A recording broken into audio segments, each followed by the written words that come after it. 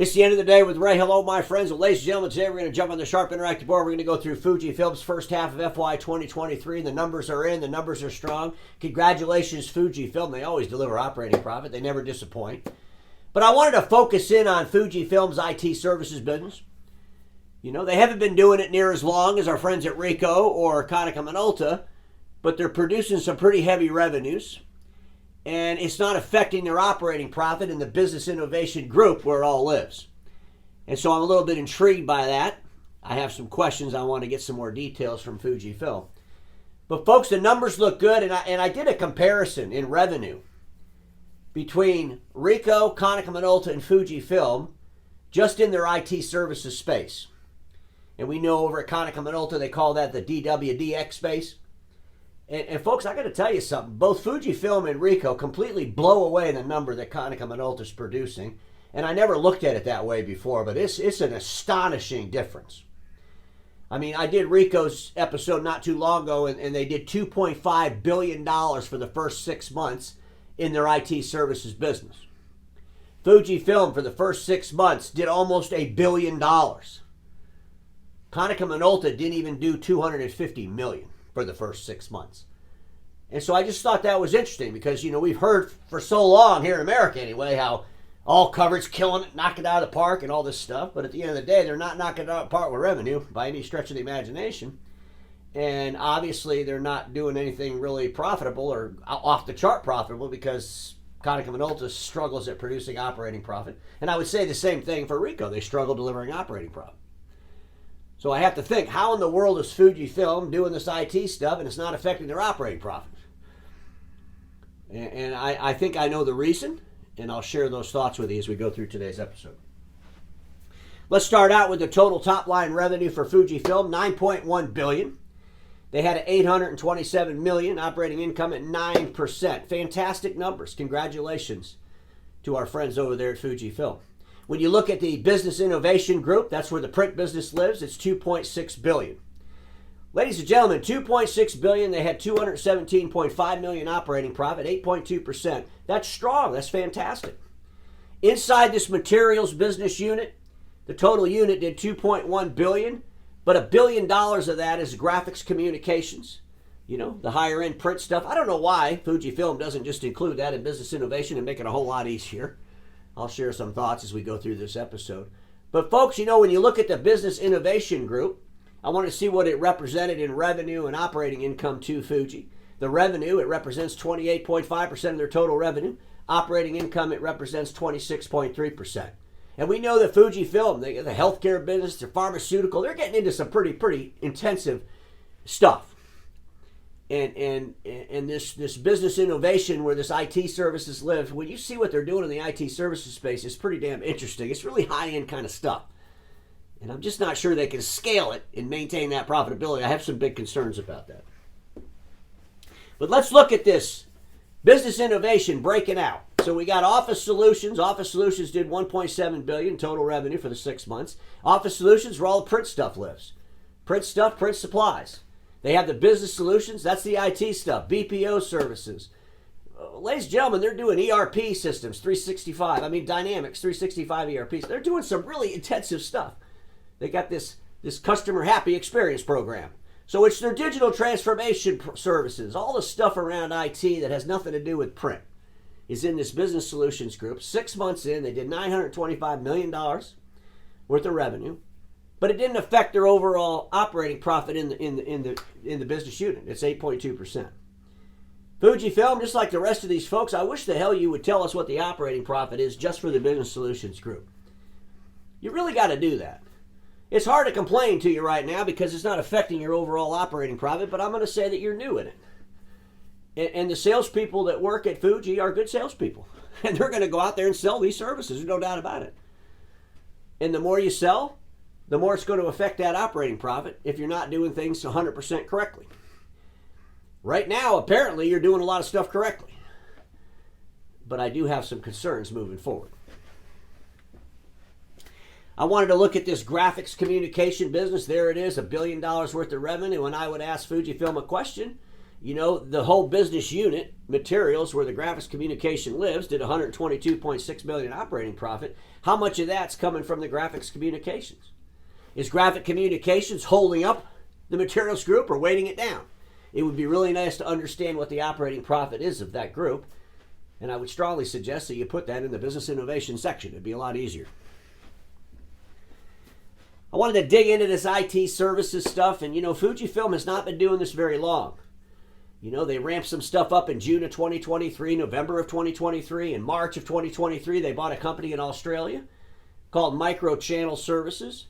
And I'm thinking what Fujifilm is doing is buying really good companies that are profitable and probably producing quite a bit of revenue. In other words, I don't think this Micro Channel Services is an all covered, if you will. But I got to tell you, you know, Fujifilm has not been in this very long. And the other thing I would say is that Fujifilm had their house in order. In other words, remember that webinar I was making fun of a while back? You know, they put on this webinar and the title of it was, "Let's not focus on what's not working and look for opportunities." And I thought how stupid that is. Don't pile opportunities on what's not working. But when I think about Ricoh and Konica Minolta, I believe they piled opportunities on what wasn't working. In other words, Ricoh and Konica Minolta had struggled for a while to deliver decent operating profit.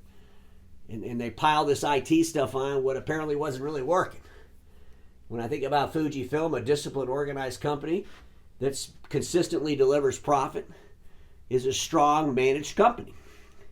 So what they're doing in IT services, they started out with a better house in order, if you will. But ladies and gentlemen, this comparison is just mind-boggling to me. I mean, you think about Konica Minolta for 6 months. That's this DWDX business model. That's where their IT lives. They did $283.8 million in revenue. In 6 months. They bought all covered like, 13 years ago. They bought 24 companies up underneath all covered. What are they not doing that both Ricoh and Fujifilm are doing? And Fujifilm's only been in this for a couple of years. It's just amazing to me. But I will tell you, when I was reading into Fujifilm and some of the things about their growth inside the business solutions group, their IT services sector, they contribute the growth to doing a lot of business with municipalities in Japan. When I look at Ricoh's numbers, and they broke it all out, I shared this when I did their episode, but, you know, office service businesses for Ricoh in Japan for 6 months is $1.2 billion. And they call that scrum packages they're selling in Japan. So I got to ask Fuji and Ricoh the question, what exactly are you selling in Japan? Are we selling just software that's expensive and it drives the revenue, but it doesn't really have a lot of profit to it? I mean, what exactly are you doing to drive that kind of revenue? You know, $1.2 billion in for Ricoh, and it doesn't break it out. For Fujifilm, doesn't break out the revenue in their IT services for the different geographies. But what's going on in Japan market? But more importantly, you think about it. I mean, Ricoh, $2.5 billion for 6 months. They did more than $2 billion more than Konica Minolta. It seems kind of bizarre, doesn't it, when you really start comparing it that way? You know, Fujifilm, $952 million. I mean, those are big-ass numbers. And so it's interesting to me. I really want to know what you're selling and what the profitability is on what you are selling. I wanted to look and see what the revenue was coming out of the different parts of the world. And in the Americas, Fuji generates $2 billion worth of revenue. And, you know, I would have to ask, what's the OEM rebranding revenue? What's the revenue for Xerox you're getting? Those are interesting. Those would be great numbers to know. What is direct? What is the dealer business? We know that Fuji, you know, wanted to come here direct. I don't think they want to do that anymore. I mean, how many dealers did they sign up? They got the largest dealer in the world, Xerox, selling their stuff. But it would be interesting to know exactly what revenue they're getting out of the Americas. You know, Fujifilm, when they talk about their IT services, they want to take that globally. That's a little bit scary to me. But ladies and gentlemen, I was looking at their consolidated financial statements. They got $29.9 billion in total assets. Total equity is $26.2 billion. Liabilities are $10.2 billion. They have 87.62% asset to equity ratio. 12.38% of their assets are encumbered. This is fantastic. This company's in great shape. You know, I do have a concern. Their top line revenue is $9.1 billion. Their cost of sales is 59.8%. Their gross profit's at 40%. And, you know, if they would share with the world in that business solutions group what their cost is and what their gross profit is, that's important. Because in the services space, you got to have 60% gross profit. You can't survive with 40%. And so it would be interesting if Fuji's willing to share those details, because that would be powerful. If they're producing a 60% gross profit in that business solution services group, that means they're charging the right amount of money to the end users. That means they got discipline. That means they have an infrastructure that they might be able to scale. But I'd really like to see those numbers. You know, ladies and gentlemen, FUJIFILM, their selling and administrative expenses are 26%. They're right there with our friends over at Kyocera. So they got a great. The one concern, you know, they have $6 billion in goodwill, which represents 30% of their assets. That's high. I'm thinking a lot of that goodwill could be involved around maybe some of these IT services things they're doing. We don't want to see a big impairment charge, but that's a high number, 30%. I want to compare those selling expenses across the board. We know that Konica Minolta, 45%. You know, Ricoh over there at 33.4, Kyocera at 24, FUJIFILM at 26, Canon at 30. So, you know, FUJIFILM's definitely doing a lot of stuff right.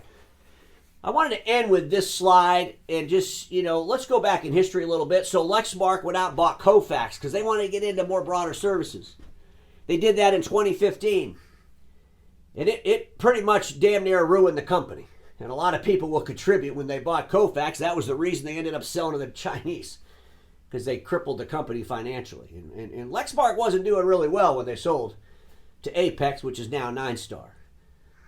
And then as soon as 9-Star bought them, it wasn't far after that they decided, hey, we got to get rid of this Kofax. And they sold it back to Tomo Bravo. And then Tomo Bravo held on to it a while, and they just got rid of it. So at the end of the day, Fujifilm, this kind of a lesson.